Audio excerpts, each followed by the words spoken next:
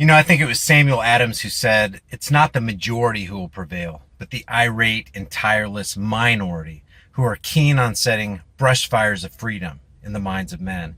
I wanted to take a couple seconds or a couple minutes and give you my thoughts about the Mike the Cop thing that we did yesterday, the interview. And I just want to say Mike was absolutely cordial and friendly and easygoing during the entire conversation. A lot of people said he talked too much. He admitted that he talked too much. Hopefully we'll have another time where we can delve more deeply into a lot of things that I really wanted to talk about. But I didn't want to leave the concept of law, because people have this idea that law is something that's actually legitimate when it really isn't. Because when you boil it all down, and this isn't my opinion, I mean, think about what law is. Law is nothing more than the commands of politicians who are just individuals like you and I that don't have more rights than you or I do because we're human beings. They're the commands of politicians written on fancy piece of paper, and that's what they do is through the legislative law. They craft these laws and they put them on these paper. Some of these laws are thick. You can't, a lot of these senators and congressmen don't even read through them before they just go rubber stamp, pass it, special interest, whatever. Who knows why the law came into being, but it's always for your safety and protection, to make sure society is smooth running and we get everything in order, because we are a country of law and order. So law is nothing more than the command of politicians or the political class or legislators, written on fancy pieces of paper and backed by the threat of force. See, no law would have any teeth if there wasn't an enforcement class. Oh, plant that grows out of the ground? That's illegal. And if you're caught with it, you get punished, you get fined, you get prison time. We can authorize our enforcement arm to arrest you, kidnap you, and throw you in a cage. Why? Because you had a plant that grows out of the earth. That's insanity. And it's insane to be a law enforcer, because basically you're turning the human part of you off, that part that would go, hold on a second, let's see, I wouldn't want done to me what I'm about to do to somebody else.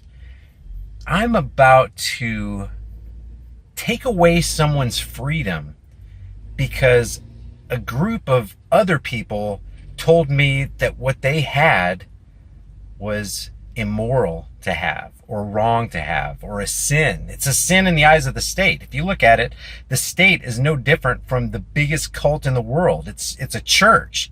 And in order to be a member of the state, you have to have a belief system, because there's no proof. There's no proof that backs when that guy walks up to your car to arrest you because you have a plant in your car. There's no proof that he has any valid claim to enter your life in a non-voluntary way. He's forcing himself into your life. He's forcing you out of the car. He's forcing you to produce an ID. He's forcing you to get to the back of the car, to put your hands behind your back. He's putting handcuffs on you. He's forcing you to go into the car. It's all about force.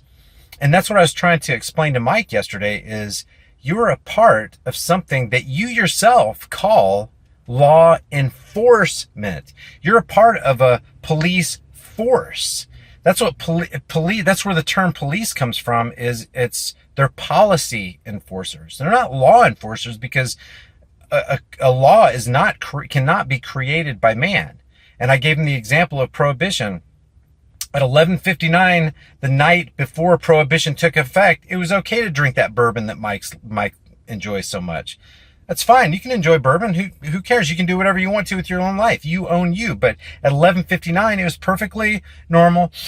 Ah, it's great. Daddy, it's 12 o'clock. It's illegal. Oh, what I'm doing is now wrong. Why? Because the political class said that it's immoral.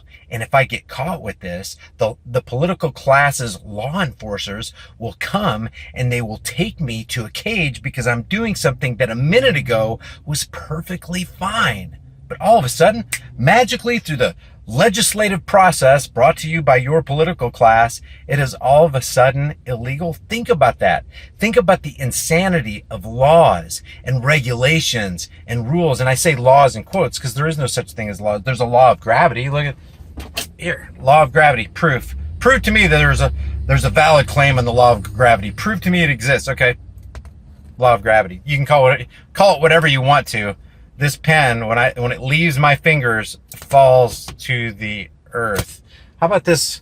What else we got here? Oh, a fork. You always got to have a fork. That's nasty. Law of gravity. Okay, I can prove it. Now, with your man-made law, prove to me you have a valid claim over my life. Prove to me you have a valid claim to enter my life without my consent. Prove to me. Where's the proof? Where's the document that I signed saying that you have the perfect right to do whatever you want to, whenever you want to, with me, my family, my friends, whoever? Nobody has that right. So that's why I started the entire conversation with the premise of it's invalid, or I used to use the word illegitimate, but then the idea of legitimacy in the dictionary wraps itself into this idea of going back to man-made law somehow. So I'm going to try to figure out, and I guess invalid or validity is what I'll use from now on, because I don't want to use a term that's going to give any credence to man-made laws. Man-made laws are no laws at all. They're just the opinions of men backed by the threat of force. And that's why I didn't want to leave that, because what's extremely relevant to the conversation in talking to law enforcement is the basis of law. That's what they call themselves, law enforcement. Really, they're policy enforcers. They're opinion enforcers, you could call it. They're not law enforcement. They're not enforcing law. They're enforcing the opinions of politicians. So a lot of people were saying, well, it went nowhere. Actually, it would have went nowhere. It would have gone nowhere if I continued on down the rabbit trail without laying the foundation of, come on, what is law? The next thing I was going to say, and I touched on it a little bit, but we didn't delve into it enough, is what is crime? Because they believe you've committed a crime because you've broken an opinion. You've broken the laws of politicians. You transgressed the law of a politician. You disobeyed the law of my political class. If I was a law enforcer, that's what you're saying when you walk up to somebody. Hey, just want to let you know, you disobeyed the opinion of my political class masters, and I'm here to invade your life and tell you, no. They told you not to have that plant in your car. They told you not, back in Prohibition, they told you not to have that drink in your house or in your hand, and I am here to enforce that policy. That's being an order follower. You're not a law enforcer. You're a policy enforcer. You're an opinion enforcer. Those are just the facts. And guys, the reason this video yesterday was so important, and the reason this conversation is important, is that because it touches every single aspect of our life, of my life, of your life. It touches the life of your family. One day you will be invaded by a policy enforcer, and it will not be a moral exchange. It will not be a moral interaction. Because normal people do not consent to other people, take the uniform off. Another person comes up to you and does what a cop does. Even cops would see that as a crime. Cops can do something you can't do. That's a problem. If you did what cops do, your ass would be in jail, and rightly so, because you're invading somebody's privacy, you're invading somebody's life, and they are not consenting to it. That's how important this is. And if we can set brush fires of freedom in the minds of men, then we can really, really make some serious progress in this life toward individual freedom and watch prosperity take off like crazy.